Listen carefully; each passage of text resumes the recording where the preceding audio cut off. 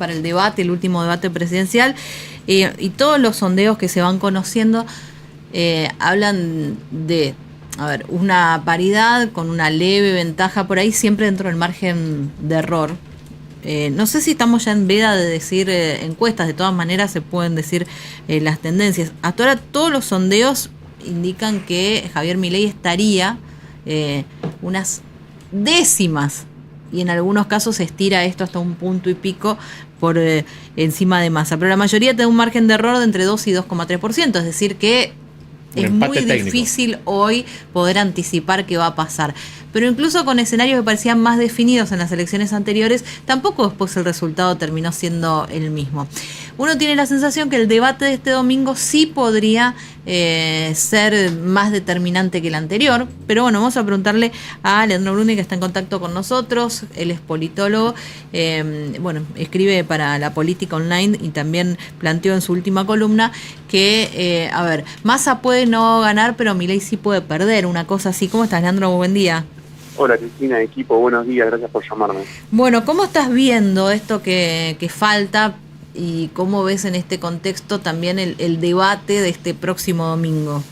Bueno, el debate del próximo domingo va a ser uno de los eventos políticos organizados por la política, por las instituciones más importantes que tengamos. Esto no quiere decir que sea el único, el definitivo para cambiar el voto, para terminar de consolidar la tendencia, pero sí va a ser uno de los más relevantes. Los debates tienen distintas funciones, depende en cada instancia y depende cada candidato y depende cada regla de debate. Ustedes saben bien que los debates, algunos tienen, como que vamos a ver el domingo, son un poco más libres, entre comillas, los protagonistas son solo dos, pueden moverse, no tienen que tener papel, bueno, hay más interés. ¿Cómo es eso que se pueden? ¿Cuál es la diferencia entre el debate anterior? Porque cambiaron algunas reglas, pero ¿se pueden, no van a estar en un atril parados y quietos? No, pueden desplazarse por el escenario. Esa es la diferencia. A la brasilera. Perdón, Leandro, pero, sí. O sea, van a tener un atril, pero exacto, si en algún momento quieren como docente pasearse por el panel, lo van a hacer. A la brasilera. Exacto. Exacto, como también se ve en las campañas estadounidenses, ¿no? Que los candidatos pueden desplazarse. De hecho, recordarán que en la campaña de Trump del 2016, 2015-2016, había sido notable cuando uno hacía o leía estudios de lenguaje no verbal, lenguaje corporal, como él en el escenario tenía una actitud de acecharla a Clinton, y eso en el lenguaje no verbal, en lo que las personas entienden sin argumento, pero que lo detectan, es muy relevante para determinar su voto. ¿Quién es el dominante? ¿Quién es el que está controlando la situación? ¿Quién es el que se siente atacado? ¿Quién está inseguro? Bueno, el equipo de Massa pidió poder moverse y no tener papeles. Y bueno, y eso va a ser. Los no papeles sirven para o sea, es algo negativo para el equipo de Milei, que quería tener papeles, que quería tener apuntes, que quería tener alguna referencia, y no lo va a tener. Lo más probable es que los dos candidatos se estén preparando hace ya por lo menos un mes para esta instancia. Si son buenos equipos, son profesionales, se están preparando hace un mes, y seguramente veamos un debate más interesante. No es un debate para ganar en visibilidad, eso ya lo tienen. Claro. Eso le sirvió mucho a Schiaretti en el segundo debate, por ejemplo, en el debate para las generales, que ganó muchísima visibilidad, casi que duplicó su caudal electoral. Este debate no es para eso, este debate es para que el otro se equivoque. Yo en la nota, en el artículo que publicaron en la Política Online esta semana, decía que Massa no puede ganar, pero Milei puede perder. ¿Por qué puede perder? Porque Massa tiene un techo electoral, es decir, los que no lo votarían son más. Bueno, no se puede hablar de números, ¿no? Pero son más. Y Milei es un poquito menos, o sea que más gente podría sumarle votos. Pero Milei, el electorado de Milei es muy susceptible a sus equivocaciones, a sus explosiones, digamos, cuando se empieza a pelear, cuando se empieza a poner nervioso. Entonces, Massa va a intentar todo el tiempo llevarlo hacia el lugar en el debate. Claro, eso es lo que todos creemos, que Massa va a ir a buscar sacarlo del eje, digamos.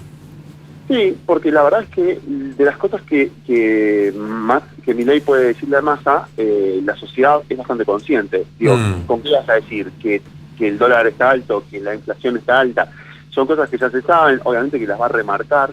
Pero por ejemplo lo que pasó la semana pasada, hace 10 días con el tema de las naftas, impactó muy negativamente en el electorado, en la sensación de digamos, el malestar público del momento. Entonces todas las encuestas que se hicieron en ese momento en general le daban una ventaja a Milei.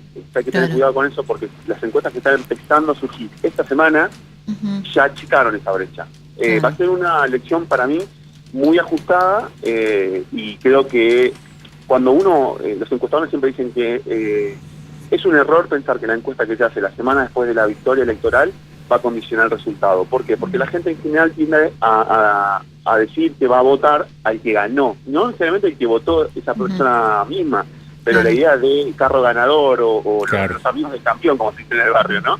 Está muy presente en esa primera encuesta. Hay que tener cuidado, hay que ver cómo se desenvuelve. Las primeras encuestas le daban cierta tendencia a Massa, después la semana de las NAFTA le dio mucha ventaja a Milei y ahora está empezando a revertir esa tendencia.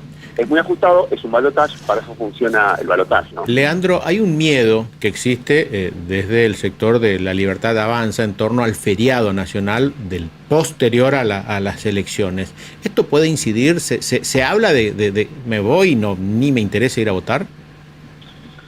Es relativo. Yo creo que, por un lado, la estrategia de distintos actores de La Libertad Avanza de instalar esto como un problema tiene consonancia con otras estrategias, por ejemplo, decir que va a haber fraude. La idea, desde mi punto de vista, es instalar un clima de que algo malo va a pasar, de que si se pierde fue por algo, todo tiene que ayudar. Esta estrategia se vio en otros países ya, en actores similares, en Brasil se vio con Bolsonaro, en Estados Unidos con Trump se vio. Entonces, yo no digo que no sea así, lo que digo es que puede ser una estrategia también político-electoral, que hay que tener cuidado porque la verdad es que los estudios no muestran, no revelan que el feriado perjudica más a uno que a otro, ¿eh? Eso no, yo por lo menos no lo vi así. Entonces hay que tener cuidado con eso porque puede ser una estrategia político-electoral. Por ejemplo, lo del fraude. El fraude que algunos actores de La Libertad Avanza denunciaron en los medios o dejaron entender en los medios, no lo tradujeron en un acto jurídico, no hicieron la denuncia propiamente dicha, y el sistema en su conjunto demostró que no tenía, digamos, todas las elecciones de acá, de los 83 a la fecha, no demostraron incidentes de fraude, perdieron algunas fuerzas, ganaron otras fuerzas. Entonces, estas cosas hay que tener mucho cuidado, porque si uno dice que hay fraude, estás apuntando en el corazón de la democracia, que es el voto. Sí, Si Bruni, vamos a confiar en el voto, Ajá. estamos perdidos. Sí, sin entrar a hablar para no entrar a hablar de fraude, pero sí hablar de la fiscalización de los votos. Una dificultad que tiene Milei es precisamente el de tener fiscales en todas las mesas en todo el país.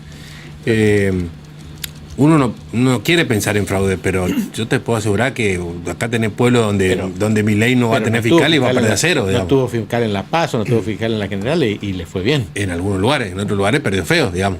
Bueno, vos te das cuenta que en una mesa, como anduviste en la mesa al lado totalmente diferente, digamos. Son las reglas del proceso. A nosotros nos parece, a todos por ella nos olvidamos porque la vía está acelerada, ¿no? Pero nos parece sorprendente que un posible candidato, que un posible presidente sea Milei y que haya surgido hace 2 años, construyó un partido político hace 2 años nomás, ¿no? Y está disputando la presidencia, le ganó Juntos por el Cambio, o sea, al radicalismo, al PRO, le está disputando la presidencia al peronismo. Bueno, es sorprendente. Ahora, sí, necesitas fiscales, son las reglas del juego. Es como que yo quiero hacer radio y pero no tengo micrófono, y ellos sí, y bueno, tenés que conseguirlo. Sí. Es parte de esto, digamos, la ingenuidad o el pecado de La Libertad Avanza fue creer que todo se solucionaba por redes sociales. Y todos los que estamos vinculados con algún aspecto de la política, sabemos que en Argentina y en Latinoamérica en general, yo te diría que en Estados Unidos también, la política es territorial en una parte. Vos no podés hacer política solo en Instagram. Hay una parte de contacto con la gente, de visita, de recorrida. Después alguno me podría decir, bueno, también de clientelismo político. Sí, en algunos lugares también. Digamos, es una realidad, es así. Yo no digo que esté bien ni mal, digo que es así. Entonces, si vos crees que eso no va a ser por una cuestión mística, bueno, es un problema tuyo, es una ingenuidad y es un error de campaña. Claro. La fiscalización fue un error en La Libertad Avanza. Fue un error en la primera, fue un error en la segunda, confiando en Barrio Nuevo. Y ahora no sé qué le va a pasar. Yo lo que digo es que la fiscalización es importante, en algunos lugares es más importante que otros, pero eso no puede ser una excusa para ya adelantar que te ganaron porque no pudiste cumplir la regla del juego. Claro, queda en el campo de lo incomprobable, porque ni siquiera, o sea, queda... quiero preguntar en relación a esta alianza, ¿no?, con Mauricio Macri y Patricia Bullrich, si obliga a Milei para poder consolidar ese electorado que de todas maneras parece migraría mayoritariamente el votante de Bullrich a Javier Milei, no totalmente, pero sí mayoritariamente. se obliga a que Milei sea distinto a Milei. Es decir, para poder retener y ampliar ese voto que no votó a Massa, tampoco lo votó a él y que hoy puede estar todavía indeciso. Milei tiene que ser menos Milei para poder, digamos, llegar a ese domingo de las elecciones con ese voto más consolidado, o es un voto que al mínimo error o a la mínima muestra, qué sé yo, de esas conductas que muchos dicen, a mí de Milei lo que me asusta son las formas e incluso algunas ideas que por ahí parecen impracticables, ese voto puede, digamos, darse vuelta, no sé si ir a Massa, pero ir al blanco directamente que no vaya a votar. Milei tiene que reconstruirse, tiene que ser otro Milei ahora. Bueno, uno de los aciertos de Milei fue que la reconstrucción fue permanente. Nunca vimos el mismo Milei, ¿no? En las PASO, antes de las PASO, vimos, entre el 2021 y las PASO, vimos un Milei explosivo, violento, muy crítico de muchas identidades minoritarias, de muchos grupos, y después de las PASO empezamos a ver un Milei mucho más calmo, mucho más reflexivo. Reflexivo por ahí es demasiado, ¿no? Pero mucho más calmo. Y después de las generales también estamos viendo un Milei más apagado, con el padrinazgo de Macri, que le da un velo de institucionalidad, esa idea de si yo estoy con él o si estamos con él, lo controlamos, o le damos un marco un poquito más de diálogo. Bueno, fue algo recurrente en Milei. Yo creo que eso es un acierto en términos de campaña, porque vos no podés ser de la misma manera en las tres fases de este año electoral, en las tres campañas con este año electoral. Yo creo que la alianza o el gesto con Macri le sirvió para consolidar, como bien decía Cristina, este apoyo, por lo menos que tienen las encuestas de Juntos por el Cambio, donde más de tres cuartos lo estarían apoyando. Ahora, la pregunta, yo tengo una intuición, pero es una reflexión. Creo que el radicalismo y sectores de Carrió van a tener un voto vergonzante con Milei. ¿Qué significa un voto vergonzante? Que no te van a decir en una encuesta así, lo voto a Massa, porque es difícil de tragar eso, pero que no lo van a votar a Milei. La gran pregunta, primero si existe ese voto vergonzante de algunos radicales que no lo van a votar, yo creo que no lo van a votar a Milei, pero que lo van a terminar votando a Massa, y después de si definitivamente lo van a ir a votar a Massa, o van a irse por el voto blanco, o no van a participar. Yo creo, tengo la intuición, de que es un voto vergonzante, que no te va a decir que lo va a votar a Massa, pero lo va a terminar haciendo él. Y después, bueno, como todo, ¿cuántos son? Porque si son tres radicales, no sirve de nada. Ahora, si son, no sé, un tercio o un cuarto de Juntos por el Cambio, bueno, definitivamente es relevante. Ahora, lo importante ahí también, esto es más reconstrucción personal de algunos actores que pude conversar, la disputa no está solamente en Juntos por el Cambio, de este apoyo, la disputa está dentro del PRO. Y eso es muy importante, porque la fractura de Juntos por el Cambio no es solo por la fractura de Juntos por el Cambio, porque si no se hubiese fracturado en 2019, se hubiese fracturado incluso antes, durante el gobierno de Macri, cuando empezó la tensión con el radicalismo. La fractura de Juntos por el Cambio ahora se da, además de que porque se aceleró por la derrota, porque se está fracturando el PRO.